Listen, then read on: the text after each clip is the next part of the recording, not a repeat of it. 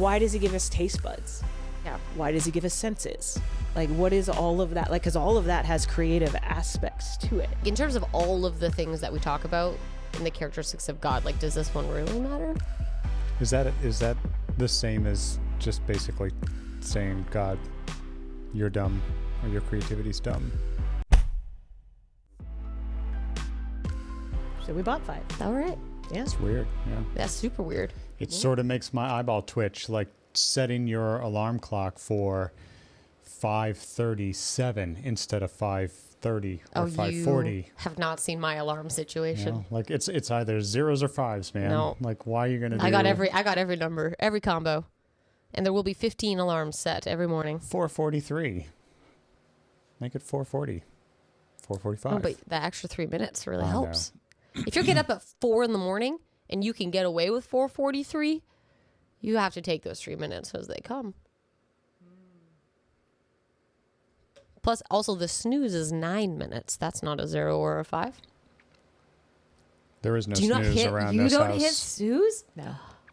What? Snooze is no option around here. Really? It's either you just sleep through the, like, you just sit there, lay there and listen to the alarm, or you turn it off and pay the consequences. Really? Mm-hmm. Wow. That's a discipline I could never. I've got 15 alarms. I'm going to snooze all of them. And we're going to hope that at some point my body recognizes what's happening and I get up. Well, there you have it. Nope. Wow. We're a no snooze family. That's pretty creative of you. What is? All the Oh, different, you got me. all the different, all the different alarms and snoozes. Yeah. That's so bad. Yeah. One day we got to be sneakier with that. With But what? anyway, with our segues, like really just slide it in. Oh, you want to be covert. Yes. All right. Sneaky. This is episode 9. Okay. 10, 11, 12, and maybe 13. Here we go. Covert. You got to look for it. It's just all of a sudden going to. They're not going to know what the podcast is Yep. about ever. Good luck. No, they're just going to have Just- to detect. They're going to have to The detect whole the hour change. they got to try to figure out what we're talking about. It's really going to keep people watching. Yeah, they're going to be excited. And that's a good idea. Well, For sure. no, because now we have our, we're venturing out into new territory. We have our little teaser reel at the beginning. Boom, boom, boom, boom, boom, boom, That's boom. true. Yep. It was just like that. I'm very proud of those teaser reels. I'm grateful that you You know put what, so much guys? work We're into getting it. there. We're getting there. Truly. Baby steps. Got rid of the curtain. We have trailers. A clacker.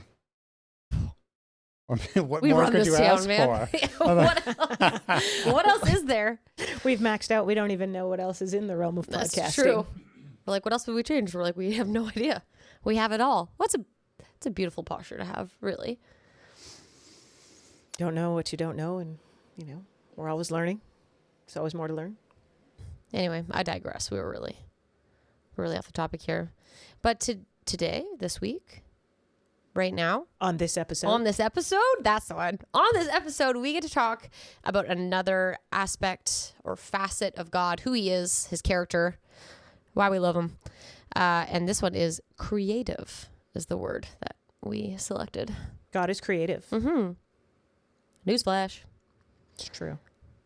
Okay, I'm going to start out hot here with a clear declaration of I am not. Whoa. I know. I am not the creative person. Both of you guys have very creative personalities, and I don't. So Wow, you think I'm creative? I do. Wow. I think you have that. Well, you have that wondery, which mm-hmm. I would say is much more creative thinking Gotcha. than I have. I got none of it, so I am expecting to sit back and be carried through Perfect. this episode as you teach me everything you know about this. I would like to challenge your premise. Okay, I accept. All right. So I would say the first way that God revealed himself in the Bible is as creator. True. Jen, you're talking about right out the gate. Hot, Ish. man. Coming out hot. Yeah, page 1. Yeah. Genesis. We find out pretty quick that God has this attribute. Man, to see creation being formed like with this master creator, like putting things like light and darkness and like the, Spoke it into existence. like the land is formed, the water is formed, we have separate. the animals, the birds, the fish in the sea. Like it's a creative extravaganza. Mm-hmm. This is the first aspect that we see of God. Then we go on, fast forward, not too far. But then he creates man and woman, and he said, I'm going to create you in my image, in the image of the creator, in fact. So I would argue, perhaps you haven't fully tapped into it, but I would say that you are creative, because we all are in some regard, because we're made in his image, and he is creator. Mic drop. Boom. Don't drop the mic. We don't want to break them. Yeah, we only have 3. Okay, I accept that challenge. Yeah. So I think, It's just a little stunted. well, I think the problem is we would have to then look at the way that we've defined what creative is. Because most, I would say, are like painting, drawing, like that kind of a realm of creativity. But there's so much more than just what we would categorize maybe as the arts, which those are very definitely creative. But I would say in every walk of life, you need an element of creativity to function well. Okay, I thought of 3 creative things I really like to do. Okay, right go now, so ahead. Go ahead. No, I don't need to share. I'm No, just I wanna telling hear. you. No, share with the people. Sure. One of my jobs when I was in university, actually right before I got married, was my friend's mom was a house drafter, and she needed someone to work with her. And she asked me, and I was unbelievably flattered and had no idea what I was doing. And I was like, absolutely, I'll do this. And so for 2 full summers and then like quite part-time while I was in school, I got to draft houses with her, and I got to design quite a few things, which is so fun. I loved that job. Ultimately, I was like, I don't think I want to do this as a career, because it was a lot of sitting behind a computer, and you're like, that gets less fun after a while. But that was a pretty fun job. So that had an element of creativity to it. Absolutely. Another part of my job is when I work for Young Life, I write like full 45-minute long musicals with songs and dances and lines and the whole 9 yards and costumes, and do the full thing. And usually it's just a patchwork quilt of everything I've seen put together into one monstrosity that we then perform for teenagers and hope they think it's funny. But that's another thing. And then I forgot the third thing as I was telling these other 2 things. Okay, good. But those are 2 pretty solidly creative elements. Yeah, which makes me question, why do you think you're not creative? I don't know. Maybe it's because I've never created something from nothing. Like the creation of the world, it literally didn't exist. Then he spoke it, it existed. I'm always Remix. So you're remixing? I'm always remixing. I'm like borrowing and recreating and taking a spin off. And I think I have a good memory. So I use that to my advantage. So it doesn't feel creative, because sometimes I feel like I'm just thieving. That's why. I think that's most of creation nowadays. It's a bit of a digression, but it's like, how can anybody... What hasn't been done? An artist, a musician or something, right? Yeah. Like you're pulling from an inventory of your entire life's experience of seeing and hearing things. Yeah. Like your grab bag of inspiration, and knowingly or unknowingly, like you're drawing from somebody else's creative output. Mm-hmm. Well, you could trace that all the way back. What's that joke?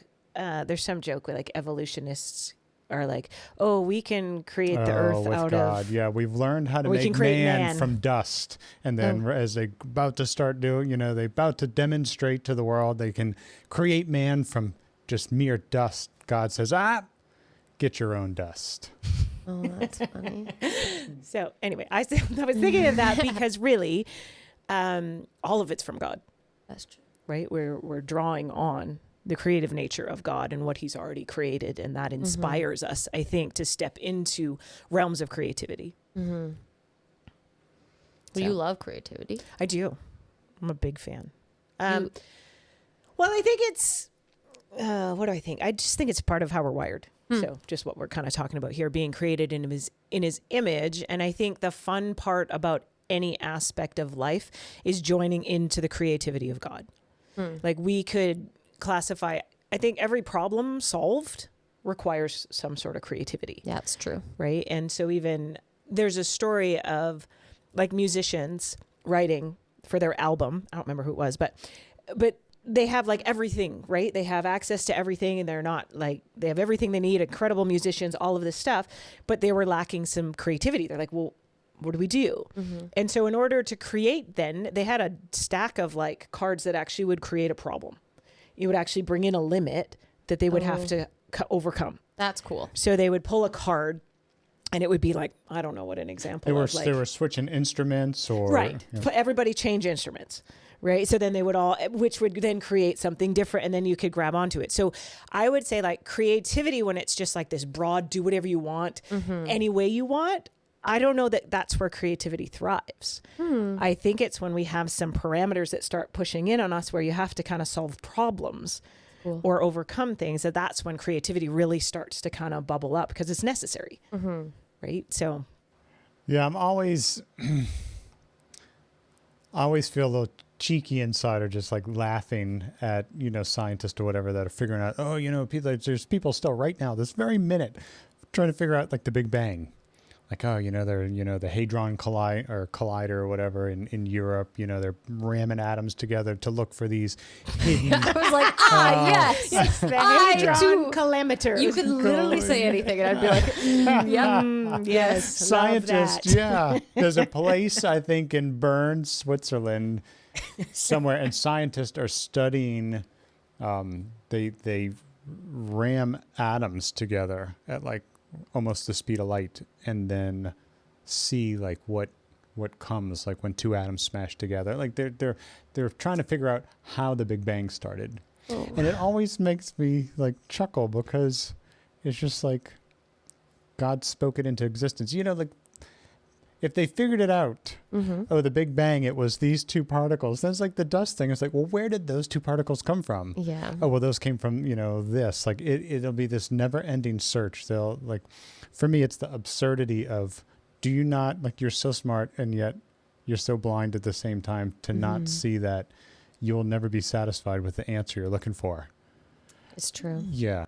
Well, there's so many quotes of like very famous scientists who often it feels like they start in religion and then they get pulled into science, and then somewhere along the way they realize that the only answer for their questions that they've been searching for is that there's a creator and we just don't understand it all, and we get cool snippets of it and opportunities to know more and puzzle pieces one at a time. But there's a lot of mystery, which is kind of exciting, and it leaves a lot of space for creativity, which is cool. Yes. If we knew everything, we'd be bored. It's true. And I know for me, well, I guess a question would be is how do each of us experience like God's creative nature most prominently? Like for me, it's in his creation, it's in nature. Like I think you remember this during our silent retreat. Like I really enjoyed it, because the first part of it I went and I was trying to use all my different senses. So like the first hour of the day or whatever was just the sense of sight. And I was in the woods just looking at things like I never looked at them before, like moss growing on the side of a dead log. And I just sit there and I'm staring at it. And then like all these little bits come into focus, and it's like this little tiny universe in there.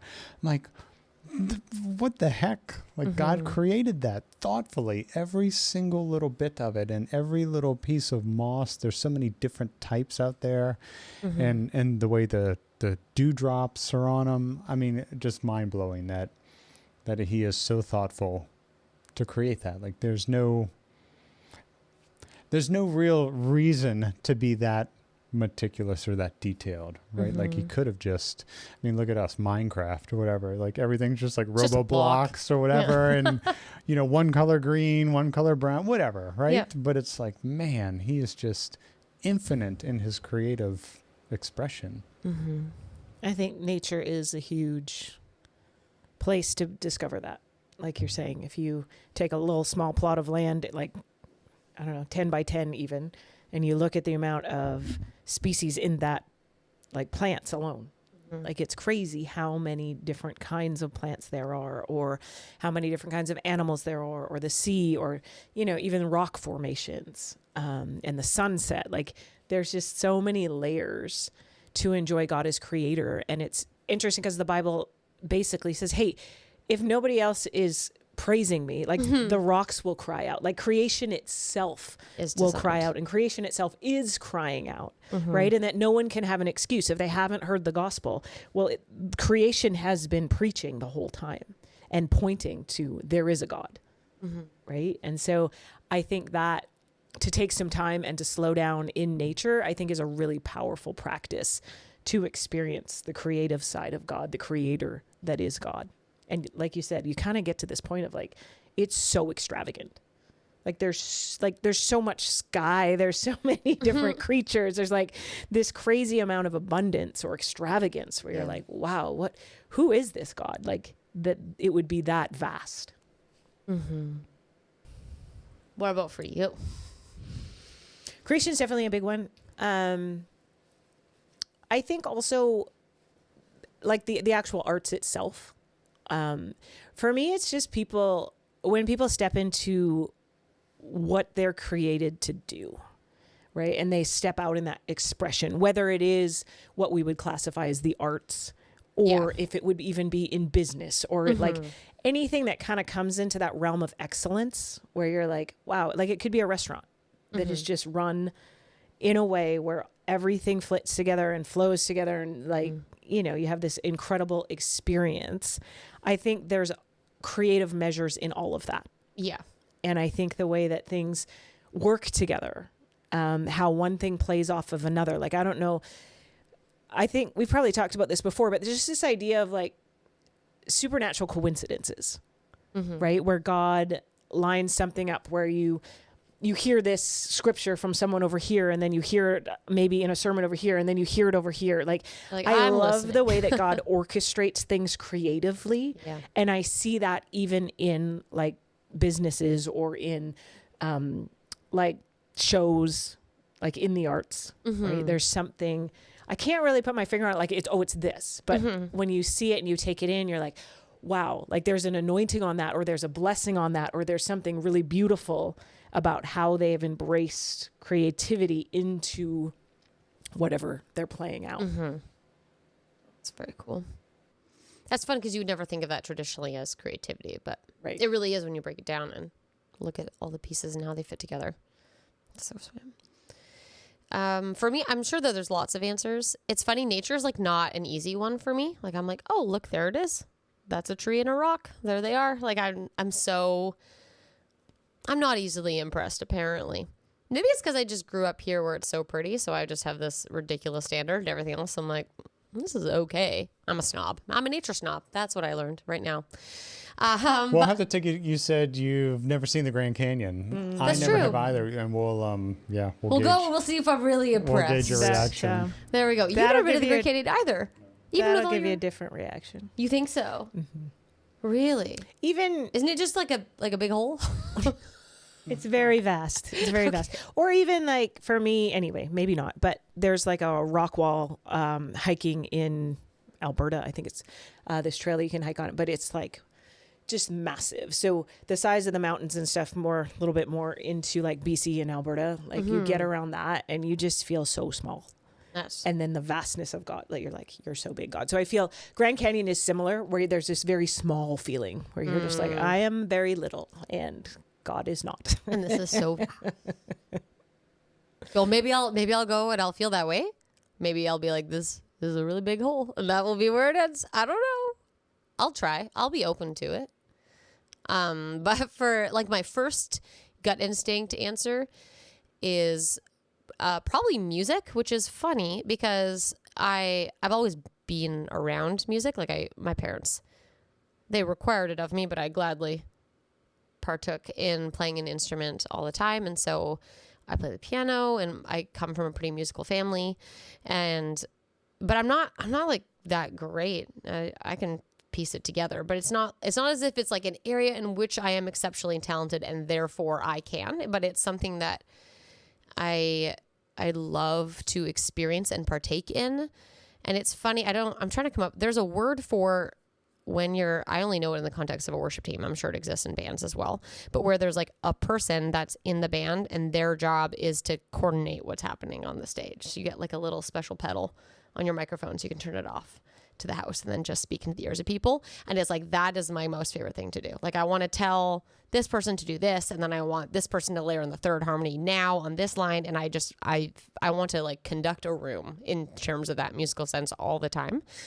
And so I can partake in some small ways by playing some like probably pretty average keys. Like, it's not bad. It's not incredible. I can do the job. I have the skill to do the task, but there's something in like orchestrating it and hearing. And I'm like deeply impacted by the sound of it and the experience in that moment. And so I love that. That's my favorite.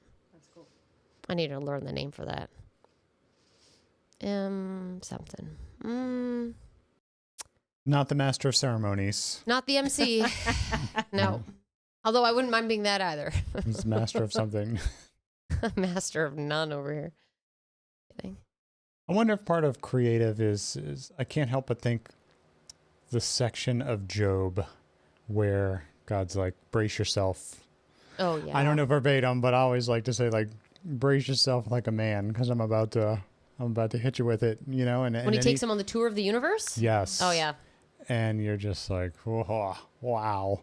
But I think that's, yeah, you know what? I'm going to plant my stake right now. Yeah. I could be swayed, you know, proven otherwise.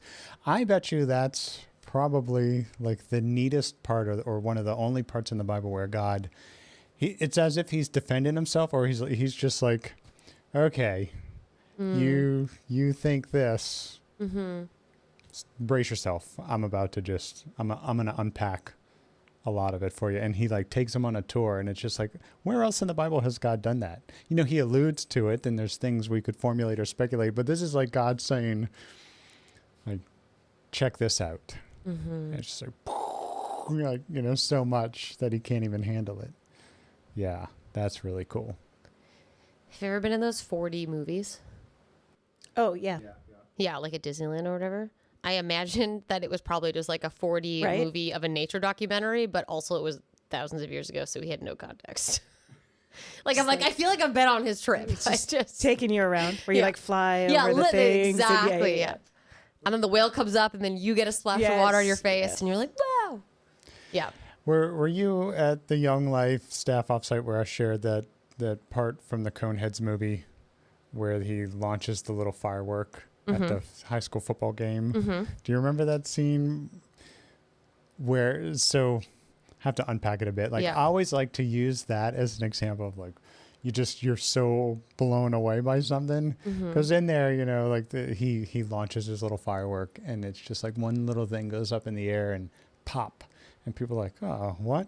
And then all of a sudden it's just like this otherworldly nuclear explosion, like all these colors, and then it just shows at the end, and everybody in the stands, their like hair is blown back, like their minds have been blown. Yeah, like I feel like that's the reaction from God's 4D tour of the universe.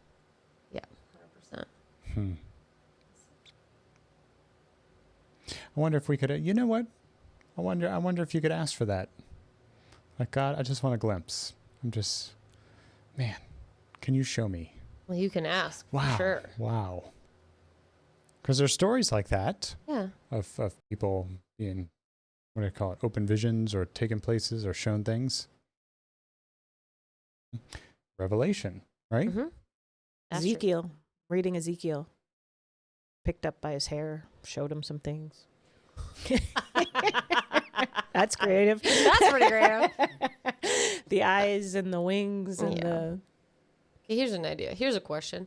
So it's obviously quite fun that he's creative, and we are blessed by getting to both be witness to his creativity and also have that play out in our own lives as aspects of who we are because we're made in his image. But does it, like, in terms of all of the things that we talk about in the characteristics of God, like, does this one really matter? You know, where you're like, okay, he's like honest and just and all these things where you're like, these are characteristics that I would want in a God and a ruler and someone who's sovereign, but creative, it feels interesting and almost accessory sometimes. Yeah, and I think that is the perspective, but I don't think it's true. Like, if we were to right now suck all of the creativity out of the world, what would be left? Like, to me, all of a sudden we're in black and white and gray, right? There is nothing, like it becomes sterile, it becomes empty, it becomes cold. If there's no creativity, that means whatever amount of ideas we have, which I guess would be nothing, because if we had no creativities, we'd have no ideas. So it would just be this nothingness. Like, I guess you'd have to go back to the beginning of the world the Holy Spirit is brooding over the darkness in the chaos. It was chaos, right? Tovu vavohu. What? That's the Hebrew word for chaos. Are you sure? Yes. Okay.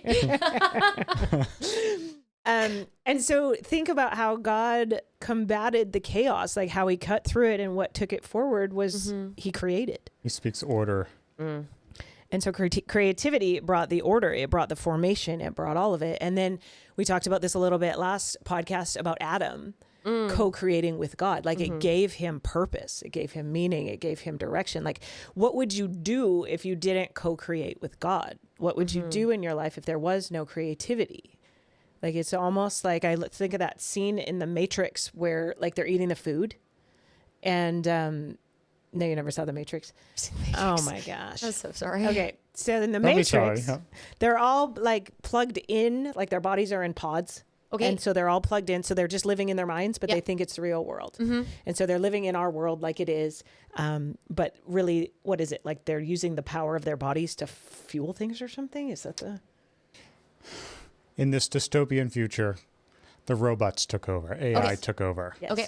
And basically didn't wipe out humans, began using humans as batteries. Energy source. Energy source. Ah. So in order to use your energy, they need to keep you like just there lying. Hooked up in And this so pod, if yeah. they keep your mind you have going no idea like you're you're- living, then you're fine. They'll just suck your energy out of you while you're in there. Okay. So what happens is the one guy wakes up from this place and the famous red pill, blue pill, he takes the pill, he opens his eyes, and now he sees reality. But in this reality, the real world they live in is not very exciting. Like because it's just, hey, like it's Because been... all the people are in pods and they're asleep. Right. And I think the planet's been like decimated. And like, so there's not very much going on. And then you don't really need, like, it's just down to necessity. So they eat this slop, which is nutrient rich. They can't taste, like it's just like blah. So then you're just like, we're eating this thing, right? And the one guy wanted to go back into the pods because you could taste the steak in the pod, right? In your mind, because that whole thing where he's like, I don't, I know it's not real, but I want that more than I want to live in the reality that is the slop fill. And so I wonder, like we could look at food alone, and I think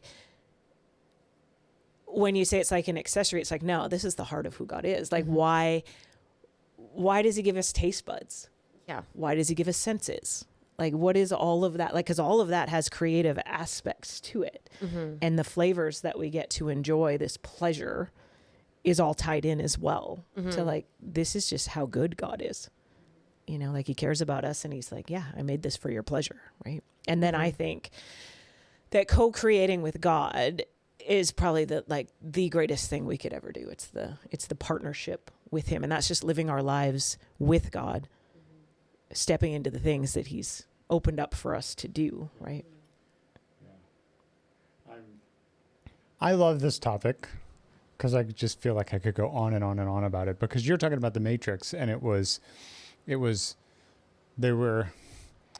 reality was they were living in this dystopian future with slop, and there was the sun was blocked out, like, so it was always dark and blah, blah, blah.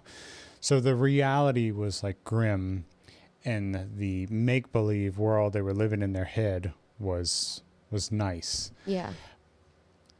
I would like to guess, or I would like to believe that we're the opposite as Christians. Like we're living in reality, and it's pretty good. We have steak, we have sense of taste and whatever.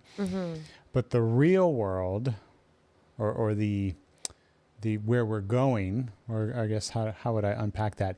Instead of dystopian, it's the opposite direction. Like when we have our restored bodies and renewed minds, when Jesus comes for his second return and his bride is made beautiful, right? Like, so when the world is recreated, like it's going to go to the next level. So I'm thinking, it's like, okay, right now I have a slight headache. There won't be slight headaches in heaven, right? True. I have a little bit of tinnitus in this ear. I've had it for a few years, I think, just from, getting old, or maybe when I used to work on aircraft. So it's like, I won't have slight ringing in my ear in heaven. At 45, 2 years ago, I started needing glasses. I won't need glasses. I'll have perfect vision. So you see what I'm saying? It's like the world we live in now, our reality is not the fullness of perfection. But where we're going will be. So I'm just like, wow. You know, like imagine, like we don't even know what it's like to have perfect eyesight, perfect sense of smell, perfect hearing, perfect clear thoughts, perfect digestive system. Like, you know, no sickness, no disease, no tears, no pain, no suffering. Like that's wild. And mansions, apparently. Said something about mansions. Really? I've gone to prepare a place for you. Jesus did say that. There we go. And it's a really nice place. It's a mansion, so get excited. It's also interesting to look at like if we look at two things I'm thinking about. Number one, if we look at battles in the Old Testament.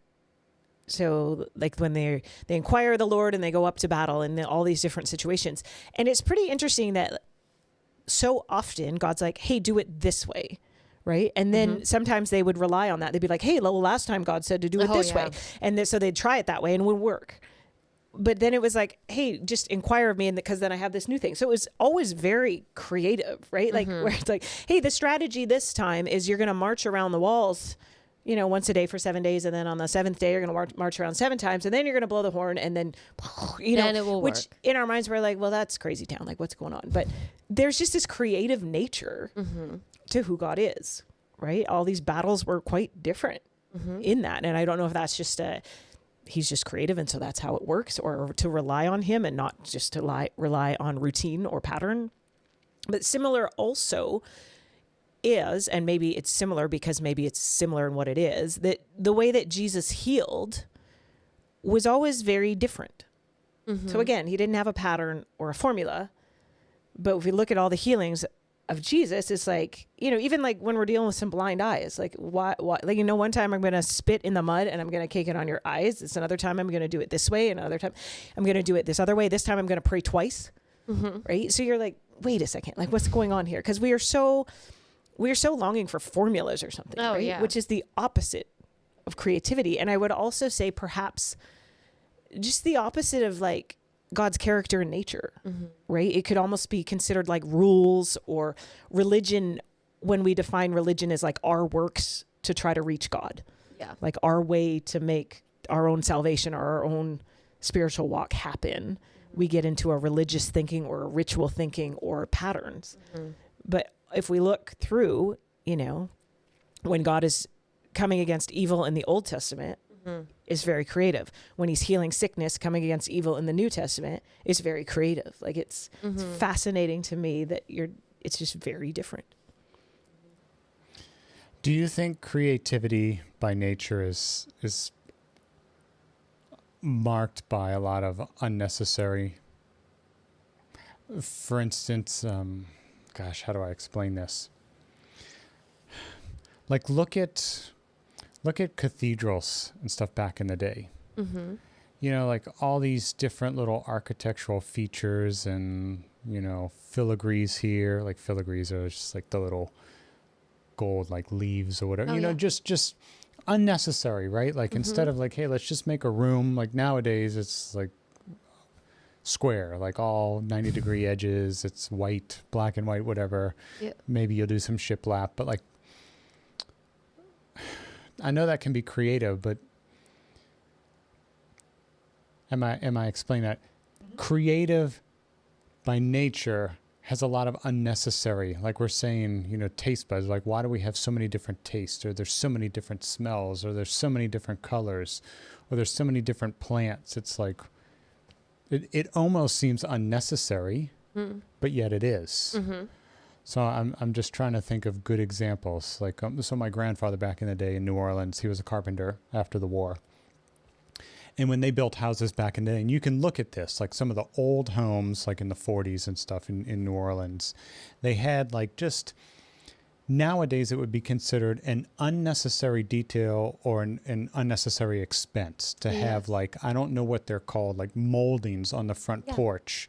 So instead of just like, your post nowadays here where we live, it's just like your square post, you know, that supports what are on your front steps, and that's it, right? Like just square, top to bottom.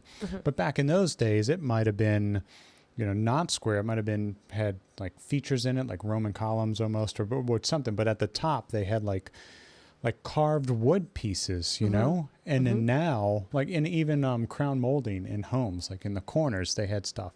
Like it was just all this seemingly unnecessary detail. But for the most part, I think like that style has kind of gone away. But that's what I think about with creativity. Do you think creativity has a lot of like unnecessariness?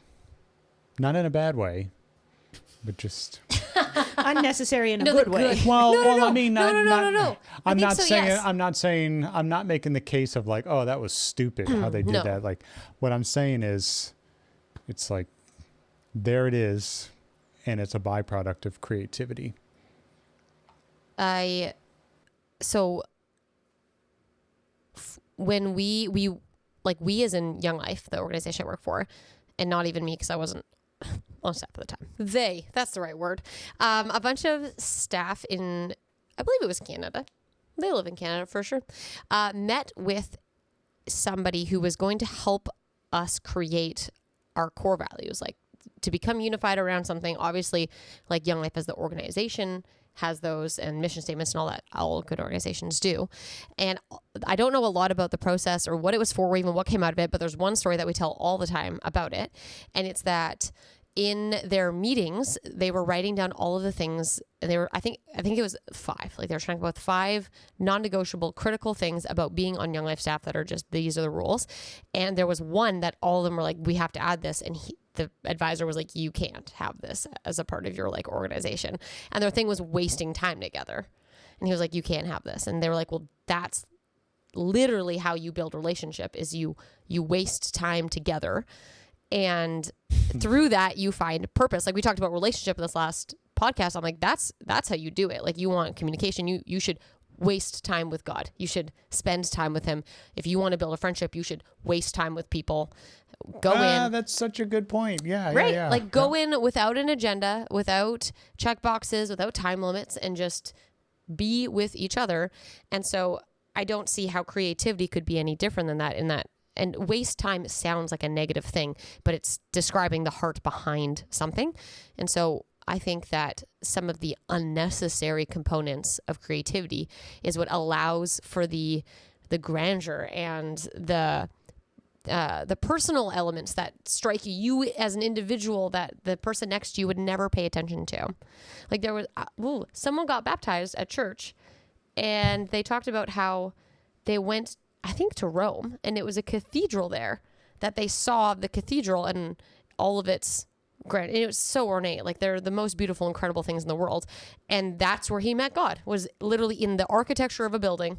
And he was like, I have to know more. And now he's baptized and is plugged in on a church and experiencing God. And you're like, yeah, that building might be super necessary. And there's a lot of very tiny, expensive golden leaves that have been carefully placed around weird looking cherubs in the ceiling. But like it speaks to different people in different ways. And there's just this element that I think we're called to waste time together. We're called to build incredibly ornate.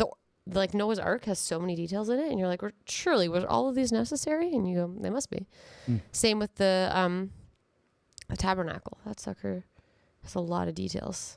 Yeah, I mean, if you want to, that's massive. Like it's probably one of the greatest creative things in the Bible, is God giving the instructions for Solomon's temple. Like the one on the flip side. Even, I mean, it was very detailed on the tent as well, like the tabernacle that they carried around. Like there was all the curtains and all this, like the thread and the gold and like all of those details. The colors.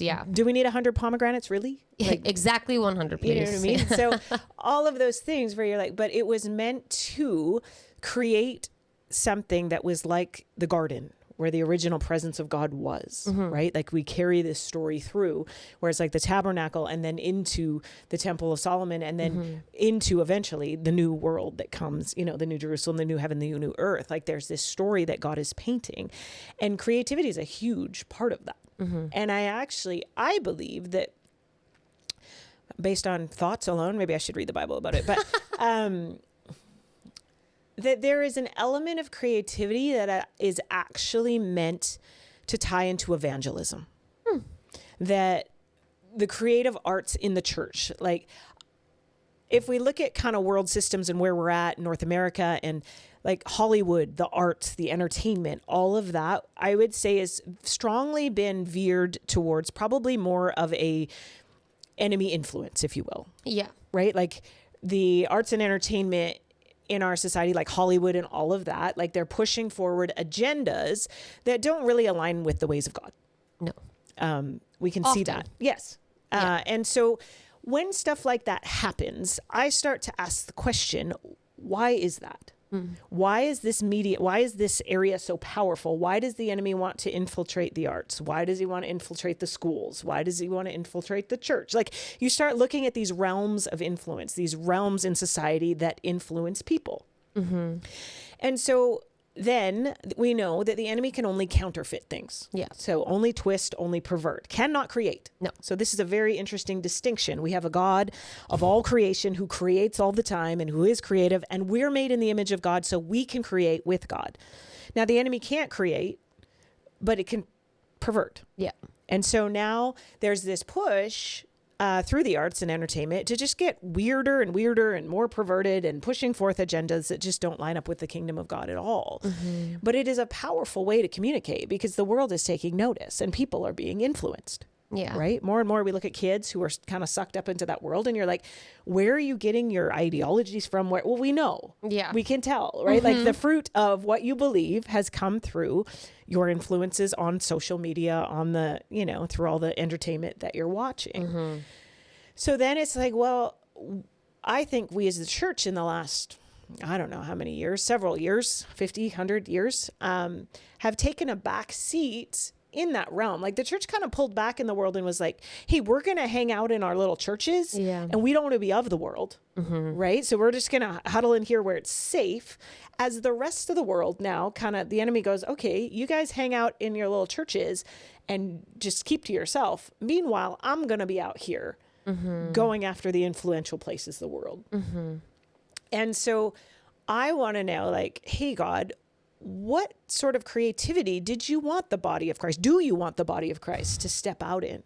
What kind of influence can we have in this world as far as the arts? Because I believe when you bring, like, we can look at examples. Okay, let's take Narnia. Let's take this story. How crazy impactful is that? Oh, yeah. Right? Like the Chronicles of Narnia. Everybody knows the story. Right. And everybody's been impacted. Like you don't read the Chronicles of Narnia and just kind of go, oh, that was nice. Yeah. No, like there are things like even to this day, I've read it several times, but there's certain scenes in those books that just stick with you. Right. For me, one of them is just from the Silver Chair, right? When like the witch is like, it's a witch? Snake is like playing the thing and the smoke is there and everybody's getting defeated, and here comes in the hero and cuts the head off that snake and like everything is waking up and awake and you're like, yes. There's something in me that comes alive because I'm like, yes, I want the deception to stop and I want the truth to go forth, and it's our job to be a part of that. Yes. Right. And so, or you look at different characters in that story and some of the one or two of those characters are going to stand out to you. Yeah. And there's a reason for that because God's kind of saying, hey, I've planted some stuff in you. Yeah. So story pulls that out of us. Oh, I love story. Right? Movies, stories, all of that stuff pulls it out of us. And I feel like I believe that there's a realm of production or shows or whatever you want to call it that would actually bring people to Christ. It would tell a salvation story, not even in its most upfront way, just like the Chronicles of Narnia is telling this story, but in a unique way. I believe there's supposed to be many of those avenues and outlets in the world that actually are evangelistic and bring people to know Christ. What does that look like? I don't know, but that's what I believe. Me too. I was told that Knives Out is a new movie that came out, and apparently it's one of the best depictions of the gospel that my friends have seen in a long time. I haven't seen it yet. I was told I had to. Wow. I know. I've seen it. Really? Yes. The new one? There's another new one? It's new. That's all I know. Okay, so we haven't seen it. This is the third one. It's got to be called something else then. Knives Out. It has a subtitle, but couldn't tell you. Well, we'll look it up. Okay. Yeah. But apparently that one is one of the, and it like blew, multiple people have come and told me this. And I was like, that's so interesting. And I think it's out there. I think it's happening. Do you know what I mean? I was just like, but I don't know that we embrace this because I do think creativity perhaps in the church is more of like we're saying, it's kind of like a side thing, it's an accessory thing, or almost we give it away to the world. Well, that's we're like, their well, thing. that's like Their a thing. really We can't do worldly that. thing. We And don't you're do like, that in the church. You don't. We don't dance in the church. You're like, okay. David did, so. Yeah, he was pretty free. I don't know.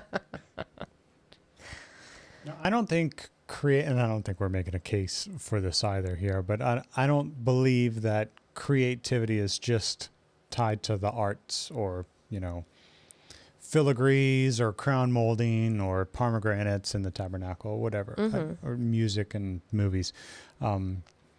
What's left? I would like to believe it is just like science. This is coming from my paradigm because I love the sciencey videos and all that. Yep, I love science and technology. I believe it also encapsulates science and technology inventions. And so the most prominent recent example I have to share, like as Amy was talking and I was thinking about things, when SpaceX, so you're familiar with SpaceX, okay, they're sending rockets into space and all that jazz. So when SpaceX did the, I think it was like Starship is what it's called, like the bigger one. Starship I don't know Enterprise. the exacts, but the one that returned and relanded it made a big itself. deal. Yes, that So was a big deal. the first ones were really cool, like the reusable rockets, where the rocket itself would land on a barge out in the ocean, Yes. right? That was really cool, super impressive. This one is where like the main body, like the big part, actually relands into the very thing it took off from, and the arms come and grab it. Like I'm getting chills talking about it, but I remember watching that. Do you think it's powerful because it was a hug? Maybe, yeah. It was like, yeah, it was like back, a big, little yeah, totally. It's back in its home. See, unnecessary. They could have put like Mickey Mouse gloves on the end of the things, That like would have been hands. so yeah, so nice. like big white gloves to grab it. Grab it. So gentle. But anyway, I remember watching that.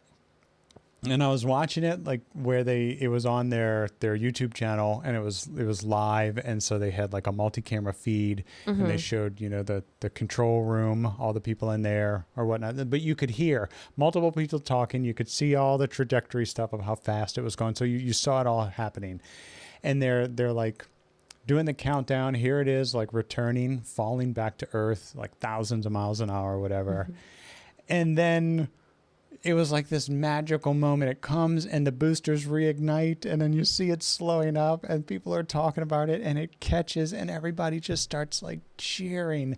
And I'm like, I'm in tears, man. I cried over that. Yeah. I was like, and the biggest emotion from it is like, look at what we can do. Like, look at me getting teary now. Like, look at what mankind can do. Yeah. Somebody, like a group of people, that was in their heads. Like that's the creative part. It's like that was a thought and it had never been done before. And that thought got materialized into what I just witnessed. And we see like history was made. And so the next like evolution of that, I thought is like, if we can do this, like what about homelessness? What about the mental health crisis? What, like, it just, to me, it was a moment, it was a glimpse of like, if we can catch a rocket that just went into space like this, it was amazing. If we can do this, like nothing's impossible. And I wonder if that's part of like the Tower of Babylon thing of like where God said to the heavenly hosts, he's like, if they can accomplish anything, right? I think it was something along those lines. They were building this tower to reach heaven. He was like, they're gonna do it, and it's like they can do anything they set their minds to. And then that's when he scattered all the people and gave them different languages, right, to confuse them. But I mean, it was this, like, in that level of creativity, like it just seems like there's no problem on earth that is unsolvable. Now, granted, we want to do everything like that with, like, in partnership with God, like with the Spirit of God. Like, we don't want to just be like, okay, I got this on my own. But the fact that we can do crazy things like this or build amazing cathedrals, like it just seems limitless. Yeah, I think I think you nailed it, where you're like, it is when we do it with godly principles.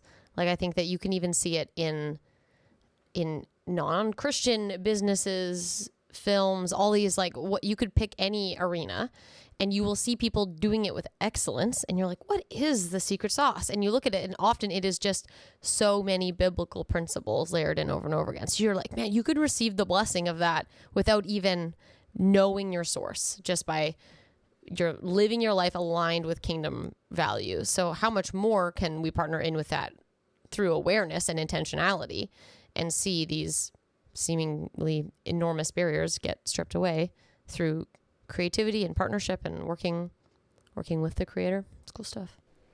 Yeah, and I think there's an invitation to discover that, because unfortunately most of our systems as far as education and all of that are kind of showing that we squeeze out creativity a little bit. And so we were involved a little bit with the Neathling Brain Institute, where they talk about whole brain thinking. So as children, most of us kind of start out using all parts of our brain. And then as we go on, which creates very creative thinking. And then as we go on, a lot of time just by the school systems or whatever, but they're saying by age 10, it was this study years ago that we read, but by age 10, a very high percentage of kids have lost a great amount of their creativity, right? It's just not really fostered. Like if you look at very young kids, they're incredibly creative. Well, think back to when all of us were children. Right. Like I remember being able to just like two army men and the coffee table and entertain myself for hours with this whole fantasy world I just created. Right. Like I don't do that as an adult. Right. Like, and so how do we foster that then? Yeah. Right. Because we are now in a very high entertainment society where we look for things to entertain us as opposed to allowing that creative muscle to exercise. And so one of the things is you could begin to pray into that, you know, like God, first of all, how do I see creativity? Like, do I think it's important? Do I think it's who God is? Do I think it's something that needs to be embraced? Looking at that and then beginning to pray into, you know, God, how have you created me to be creative? Which aspects? Where do you want me to explore? What does that look like? And how can I step into this? Wow. Fresh thought of the episode is like we're going through the different like aspects of God. You know, He's relational, He's creative, He's loving, He's kind. I wonder if because we're created in His image, and the case you're making, Amy, is that like because He's creative and we're created in His image, we therefore, it's almost like we have the spiritual DNA and physical DNA of like we are creative because our Father's creative. Like if you could, what's making me think of this is if we could make a practice to like exercise, well, how you said exercise those muscles. So it's like, if God is loving, how do we work on being more loving? If God is compassionate, how do we work on being more compassionate? And so in this topic, if God is creative, how do we work on being more creative? You know, whether that's taking an art class or music lesson or writing poetry or working on technology or building something, right? Like how do we exercise that creativity muscle purposely? Yeah, I think you've nailed it, is that every attribute of God is an invitation into that part of God. Like it isn't just like we learn about that side of God and you're like, that's really cool. God is this. It's like, no, He's inviting you in. It's like a door that opens, right? It's like when we're talking about the attributes of God and we're talking about creativity, there's an opportunity, a door opening for you to walk through. When we're talking about the kindness of God, right? There's an opportunity now for you to walk in through that door because everything God does is invitational. He's always trying to draw us in. And so we have that opportunity in all of these facets. And so even, you could do them one at a time, but even if there's one that really stood out to you in the last couple of weeks, it'd be like, yeah, pursue that. Yeah. You know, like take advantage of like, if you're feeling something like is coming on your heart or like you hear something we say and you're like, that really resonates with me, then your responsibility with that is like, hey, how can you pursue God in this? Like the door's been opened. Go ahead now, walk through it. Yeah. But keep walking through it, right? Like again and again and Don't again. Don't admire the open door and then move on. Like, and it's not a one-time deal. No. Right? Like we have to understand, like you talked about before, in our last episode, like it's not microwave culture here. Like you need to walk the path, right? Like God talks about our journey with Him is like to follow Him, to walk with Him. They walked in the garden. Like walking is not fast. No. it's a journey, and it's slow, but it's intentional. And so the encouragement is, like pick one of the attributes that you've really been like, oh, or one that really like rubs you the wrong way. We'll take either. Because that could also be the Lord basically saying, hey, why does that irritate you so much? Like the idea then is to get a little bit curious. Yeah. Right? To ask the question like, oh, why am I feeling that way? Why did that, when they talked about creativity, why was that so like psh, I'm just going to throw that. Like, I'm going to rub, that's dumb. You guys are dumb. Just get curious and be like, why? God, like what's in that?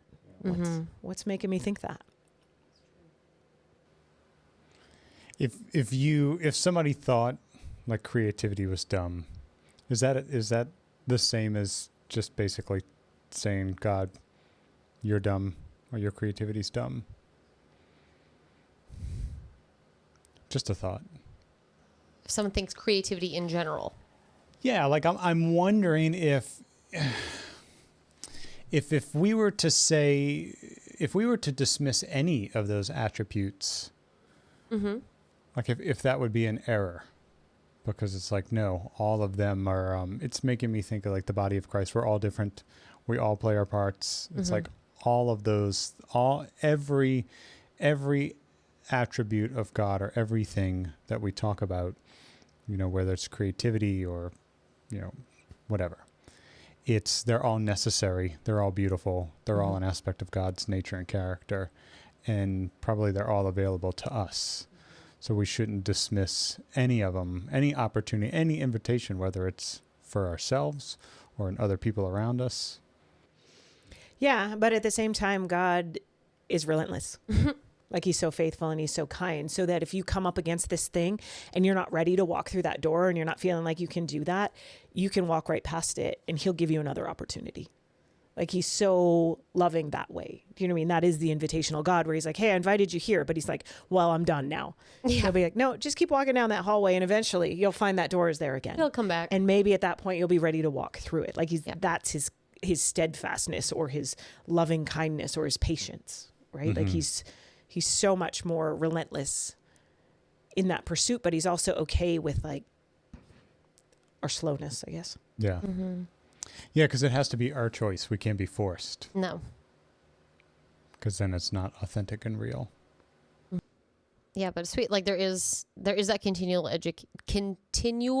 invitation. Well, it's hard to say. There's a continual invitation by God to experience him in the fullness of each of these things. And so whether or not you are excited or slightly cautious or even irritated at this idea that God is a creative God and that he invites you to discover that in yourself, you get to decide. And either way, you're going to give yourself an encounter with him through that processing and through that experience, which is so cool. And that's what we chase after. We just want to experience him and we want to know him. And this is just another way of doing that. Ooh, how about this one? What about it's in the Bible, sing a new song to the Lord. And it's one of the ways of praise, right? He's enthroned on the praises of his people, or inhabits our praise. But sing a new song. So it's like, that's kind of a strong encouragement of like, oh, well, I don't have a good voice, or I'm not a singer, or I don't know how to write music. But it's like, man. Too bad. Yeah. Sing a new song. It's true. The invitation's there. It's pretty funny. Actually, it was pretty hilarious. Hey guys, thanks so much for joining us. Thanks for being here and following Cultivate Connection. We really appreciate you being a viewer and a listener, however you're consuming this content. So thank you from me, Lee, Marika, and Amy. Thanks for being with us. It's for you is the reason that we put out this content. So it's true. And if you like this, great news. We have more than just this one episode. We actually have multiple seasons of this conversational style podcast. And there's also hundreds of meditations out there that you can utilize as well. So we want to encourage you to like, subscribe, follow all the buttons, share with your friends, comment below. If there's any topics actually that you would like to hear about, throw it in the comments. We would love to hear back from you.